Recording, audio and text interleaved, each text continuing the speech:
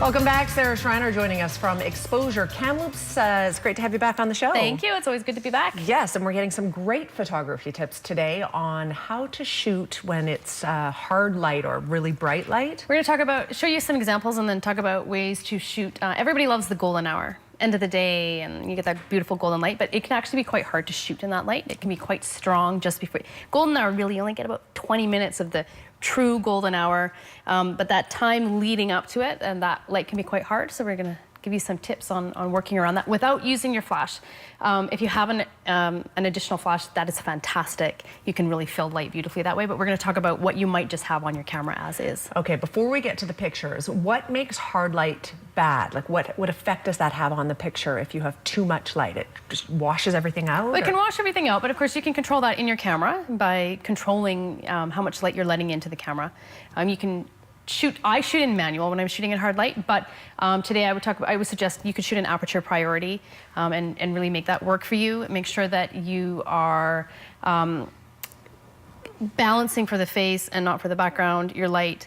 And I'm just going to talk to you about posing the subject to you can really make the light work to your benefit instead of against you. Okay, so let's I think the best way to describe it is by going through the pictures a little bit. Okay, so here's this photo here, you can see that the light here is falling from one side, and you can tell by looking at the shadow. So when you're working with hard light, always pay attention to your shadow.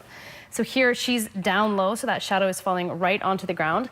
And my focal point is on the shadowed, what would have been the shadowed side of her face. My camera, I'm shooting in manual, of course, but on aperture priority, if you put your focal point on that side of the face, your camera is going to expose for that side of her face, and I'm okay to let the other side of her face sort of wash away a little bit. Okay, question about this picture. She doesn't look like she's squinting, but she's clearly looking fairly closely right into that light. I mean, how do you get around that? So she's not looking into the sun.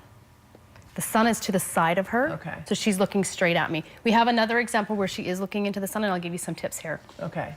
So in this photograph, I used that light to my advantage. I wanted the shadow. So I had his body facing the light so that I would create that shadow behind him. I made sure that his arm was up so that the shadow is reading his arm there. You're getting that space in the shadow, and you're really getting the form of him on the ground.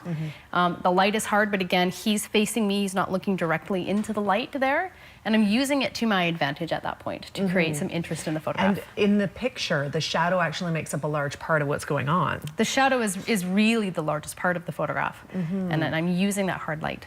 So in this case, my subject is backlit. So they have their backs to the sun, and I am shooting directly into the light. Now this can be quite difficult because you can wash your subject right out. Yes. They're going to be dark, right? Their front of them that we're looking at is fully in the shadow. So I've let the sky go. It's gone to white. It's sort of funny. When you're shooting this way, it can be really hard for the camera to focus. You can't tell whether it's focused or not. So I actually bring my hand up. My kids always laugh at me. And I wave my hand in front of my lens until I block the sun out. And then I focus with the sun blocked out. And then I move my hand away. I take my hand, I rear back focus. And then my camera's already in focus, so I can go ahead and take that photograph. I use that totally to my advantage there by washing the one child out, so that you're focused. They're together, but the image is on the one child with the curly hair. But it adds such a great effect. It does. If you can use two people in a photograph but not be focused on one, it adds a huge amount of impact to the image. Okay. All right, let's look at the next one here. Is this the same fellow that was in the second one? Same fellow. This is all from the same photo shoot at the same time of day. Jack is looking directly at me. Now, he is looking directly in the sun. You can tell because the shadow is directly behind him. So what we've done there is he's sitting there with his eyes completely closed. And I leave him there for a minute.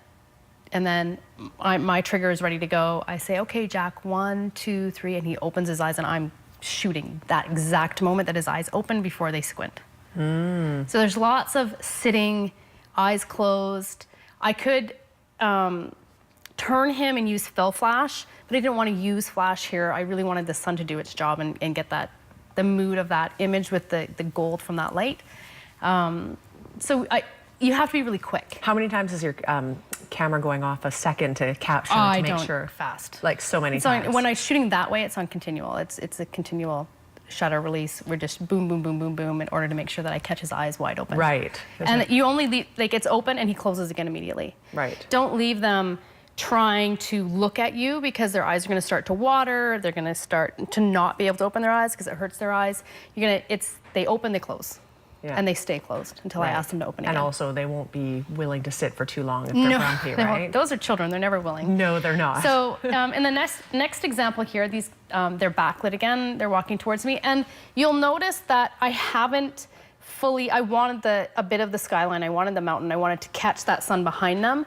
So they are still a little bit in shadow, and that's okay. I've left them there like that. And I think in the next photo that you'll see in this one, so that sun flare that you're seeing down at the bottom, people love sun flare, but you need to be really careful with sun flare that it's not landing on your subject. I prefer not to have the sun flare in my photos. Is that the green in the front? Yes. So that's the sun. Yeah. That's the flare from the sun.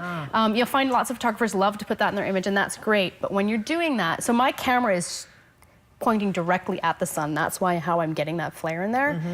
I prefer not to have it, which is why I showed you the first one first. But if a photographer loves to do that, just ensure it's not on top of your subject. You have to be really careful, so you need to move your body around to make sure that's not happening. Interesting. Sun flare. I didn't know that's what it was called. Some pretty basic tips on how to shoot in direct light without using flash, without bringing extra things in that you may not already have, just working with what you've already got. Again, here the kids are all looking directly into the camera. This was an open your eyes, close your eyes thing? They're opening and they're closing them again right away. And I'm shooting. Of course, these kids model frequently. Right. So they're really good at this. Right. They know what they're doing. But by using the sun, having the sun directly on them, I mean, it creates an incredible mood and tone and edginess to that image that I wouldn't have achieved otherwise. Fantastic. Some great tips today. Anything else you want to add about shooting in light? No, I think you just have fun with it, experiment. If you have a flash, certainly add that in there. But I like to talk to people and teach them with the tools that they probably already have on hand. So. Fantastic. There we go. Excellent. All right. Thank you for being here today. Information is on the screen if you would like to get a hold of Sarah, if you would like to check things out, exposurecanvas.com. The phone number as well. Have a happy Tuesday. You too. Thank you so much. You're very welcome. We're back in 2 minutes. Stay with us.